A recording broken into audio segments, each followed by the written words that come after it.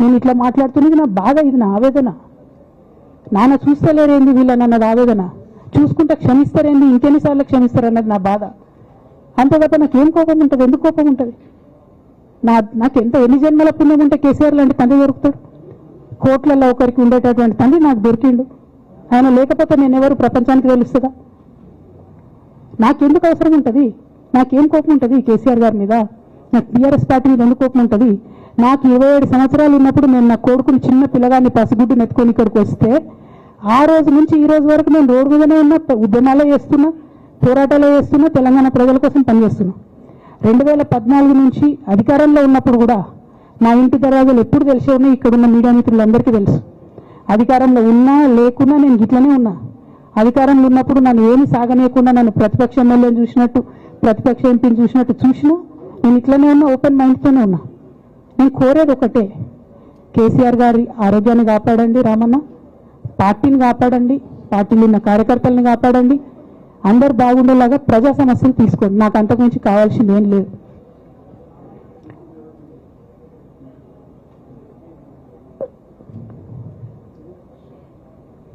కానీ మొన్న అసెంబ్లీలో అర్ధరాత్రి దాకా పెట్టి రేవంత్ రెడ్డి గారు కేసీఆర్ గారిని తిడుతుంటే దయ్యాలు వేదాలు వాళ్ళు ఇస్తున్నట్టు అనిపించింది నాకైతే. దానికి ఈయన హీరోలాగా ఎదుర్కొన్నాడు, ఈయన 6 అడుగుల బుల్లెట్ అని పార్టీ అంతా ట్వీట్ చేస్తే, మరి 6 అడుగుల బుల్లెట్ ఎవరికి గాయం చేస్తుంది? ఎండ్ ఆఫ్ ద డే ఇవాళ అయితే నన్ను గాయపరిచింది, రేపు రామన్నని గాయపరుస్తారో కేసీఆర్ని గాయపరుస్తారో. జాగ్రత్తగా ఉండండి రామన్న, నేను చెప్పేది ఏం లేదు. జాగ్రత్తగా ఉండండి, కేర్ఫుల్గా ఉండండి. అట్ ద సేమ్ టైం ఈ హరీష్ రావు గారి కారణంగా గమ్మత్ ఏముంటుందంటే, ఒకసారి హంపీకి పోతారు వీళ్ళందరూ, మీ అందరికీ తెలుసు ఆ స్టోరీ.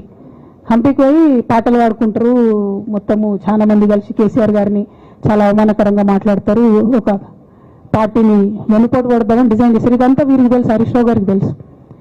నేను ఆ రోజు సాక్ష్యం ఉన్న హరీష్ అన్న వచ్చి లిటరల్లీ రామన్న చేతులు పట్టుకొని, అరే మామయ్యకి చెప్పురా, సింక్ ఆర్ సేల్, నేను మామయ్యతోనే ఉంటా అని చెప్పి అక్కడ మాట్లాడుకున్న వాళ్ళందరూ పెద్దసారి దగ్గర అవుట్ చేసింది. ఆ తర్వాత పర్యవసానంలో ఈటల రాజేంద్ర అన్న బయటికి వెళ్ళడం.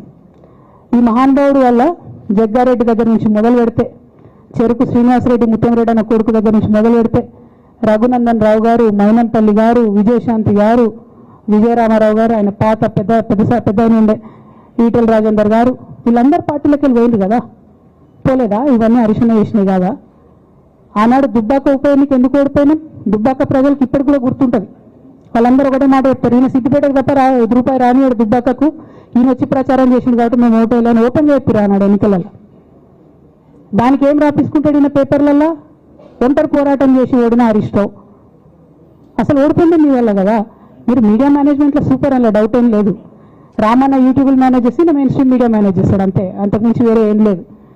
నేను రామన్న రిక్వెస్ట్ చేస్తున్నా, మీరు కూడా ఆ స్కిల్ నేర్చుకోండి అన్న.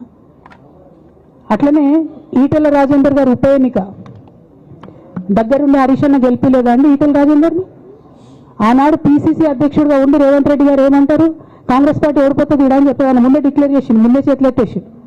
హరీష్ అన్నాడు పోయి కూర్చొని మరి ఈటల రాజేందర్ అన్నని గెలిపించొచ్చాడు. ఈ బంధం రేవంత్ రెడ్డి గారిది హరీష్ రావు గారిది అప్పటి నుంచి కొనసాగుతుంది, కొత్త బంధం ఏం కాదు ఇది. నేను కేసీఆర్ గారిని పెద్దల్ని రిక్వెస్ట్ చేసేది ఒకటే, ఈయన చేస్తున్న నక్క జిత్తుల్ని దయచేసి గమనించండి. ఇవాళ నేను బయట పోతా కావచ్చు, నాదేముంది, ఉద్యమంలోకి వెళ్ళి వచ్చినా వాళ్ళ ఉద్యమంలోకే పోతా, నాకు భయం ఏముంటుంది, నాకు ఎన్నడూ పదవుల మీద ఆశ లేదు.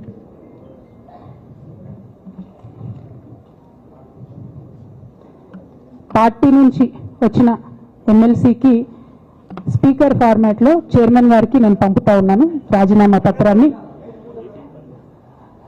అట్లనే బీఆర్ఎస్ పార్టీ ప్రాథమిక సభ్యత్వానికి కూడా గౌరవ పెద్దలు కేసీఆర్ గారికి రాజీనామాను పంపుతా ఉన్నాను. దీన్ని మన రావుల చంద్రశేఖర్ రెడ్డి గారికి తెలంగాణ భవన్కి వారికి నేను పంపుతా ఉన్నాను. ఎందుకు ఇది ఇప్పుడే చూపించినా అంటే, పదవుల మీద నాకు ఎప్పుడు ఆశ లేదు.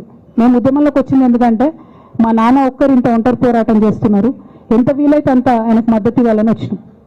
ఆనాడు మేము ఉద్యమంలోకి వచ్చినప్పుడు పార్టీ అధికారంలోకి వచ్చే ఆస్కారమే లేకుండే, తెలంగాణ వస్తుందో రాదో అనే అనుమానాలు అంతటా ఉండే. మేము ఉద్యమంలో కొట్లాటలో లాఠీ దెబ్బలు తినడం కోసం, జైల్లోకి పోవడం కోసం ఆనాడు వచ్చిన ఉద్యమంలకు, అధికారంలోకి వస్తామనుకొని రాలే.